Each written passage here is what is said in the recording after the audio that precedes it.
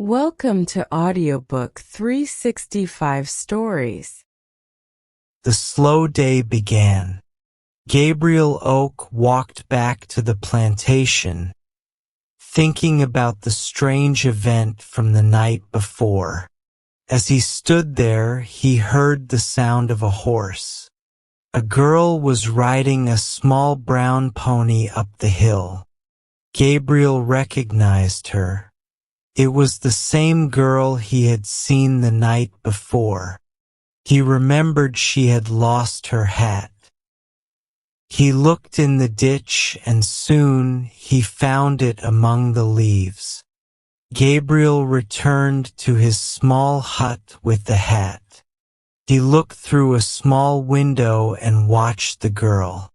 She stopped near the cowshed and looked around, checking if anyone was nearby. Suddenly, she leaned backward flat on the pony's back.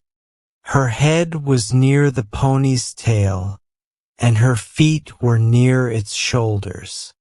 She moved so quickly and quietly that Gabriel could barely follow her actions. The pony calmly walked under the low tree branches while the girl lay flat. When she passed the trees, she sat up again on the pony. Without a proper saddle, she had to sit differently to stay balanced. After checking that no one was watching, she sat upright and rode away. Gabriel smiled and hung the hat in his hut. He went back to check on his sheep. About an hour later, the girl returned. This time, she was sitting properly on the pony and carrying a bag of feed. A boy came to take the pony's reins as the girl slid off. She went into the cowshed with a bucket. Soon, Gabriel heard the sound of milk splashing into the bucket. Gabriel took the hat and waited by the path. After a while, the girl came back, carrying the bucket of milk. She walked with confidence, her arms stretched out for balance. She looked cheerful, and Gabriel couldn't help but admire her. Her height, face, and figure all seemed just right to him.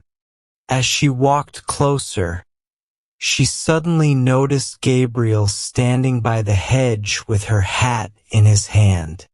When the girl noticed Gabriel looking at her, she became self-conscious. She brushed her face with her hand, as though his gaze tickled her skin. Yet it was Gabriel who blushed, not her.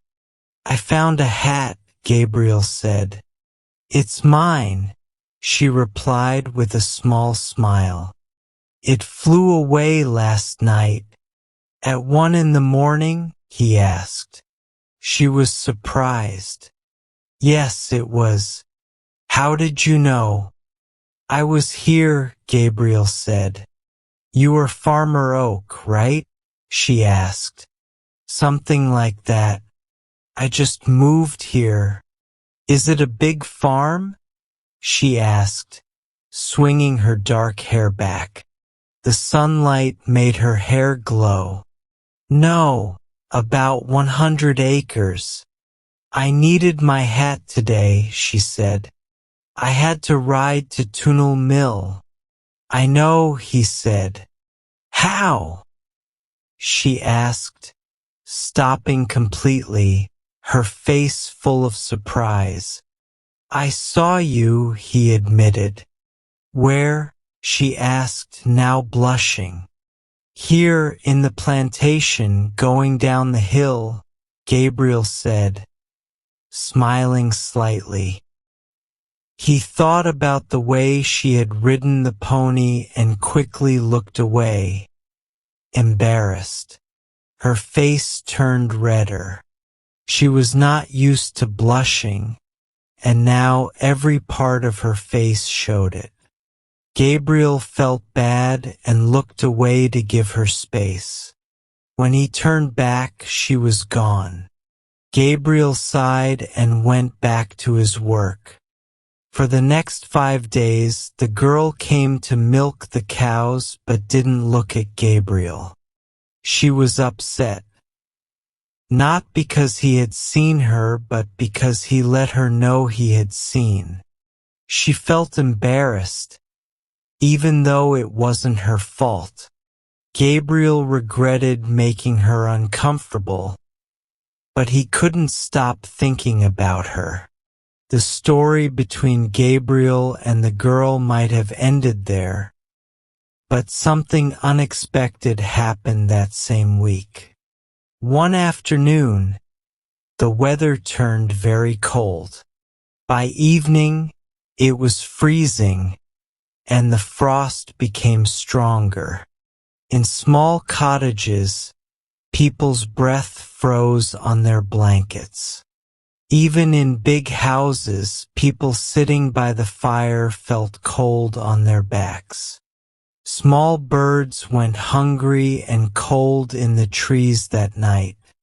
As usual, Gabriel kept an eye on the cowshed at milking time. Feeling cold, he added more straw for the young sheep and went into his hut. He lit the stove and blocked the wind coming in through the door with a sack.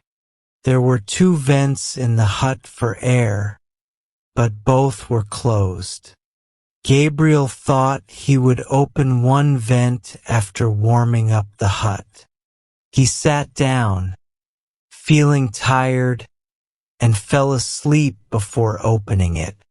Gabriel didn't know how long he had been unconscious. He woke up feeling strange. His head hurt, and his dog was howling. He felt hands loosening his collar and opened his eyes. It was dark outside, and the girl was beside him. To his surprise, his head was resting on her lap, and his face and neck were wet. "What's wrong?" Gabriel asked, confused. She smiled a little. "Nothing now since you're alive. It's a miracle you weren't suffocated in this hut." Gabriel muttered about the hut and how it had almost caused him trouble before. He even joked about sleeping under straw like in old times. "It's not the hut's fault," she said. "You shouldn't have left the vents closed." "Yes, you're right," Gabriel admitted. He sat up, feeling grateful but unsure how to express his feelings. He wiped his face and shook himself. "How can I thank you?" he said sincerely, his face turning red again. "Don't worry about thanking me," said the girl with a smile. "How did you find me?" Gabriel asked. "I heard your dog howling and scratching at the hut door when I came to milk the cow," she said. "Your dog ran to me, grabbed my skirt, and pulled me here. I checked the hut and saw the slides were closed. My uncle has a hut like this, so I know you shouldn't sleep with all the vents shut. I found you inside, not moving. I threw milk on you since there was no water, but I forgot it was warm. Did I almost die?" Gabriel asked softly, more to himself than to her. "No, I don't think so," she said, avoiding dramatic talk. "I think you saved my life," he said, "but I don't know your name. I know your aunt's name, though." "I'd rather not tell you my name," she replied. "You won't see me much anyway, but I'd like to know." "You can ask my aunt," she said. My name is Gabriel Oak, he said. Well, mine isn't, she replied, smiling. You like your name, don't you, Gabriel Oak? It's the only one I'll ever have, so yes, he said. I think my name sounds strange, she said. You could change it one day, Gabriel said. Wow, you have many opinions about others, she teased. I only wanted to say something nice, Gabriel said. Come, give me your hand. She hesitated but then held out her hand. Gabriel took it briefly, almost too quickly. I'm sorry, he said. For what? For letting go so fast, Gabriel replied. You can hold it again if you want, she said, offering her hand again. This time, Gabriel held it longer. Your hand is so soft, even in winter, he said. That's enough, she said, though she didn't pull her hand away. Are you thinking about kissing it? You can if you want. I wasn't thinking that, said Gabriel honestly. But I will. No, you won't, she said, pulling her hand back. Gabriel felt awkward again. Now you'll have to find out my name, she said with a laugh and walked away.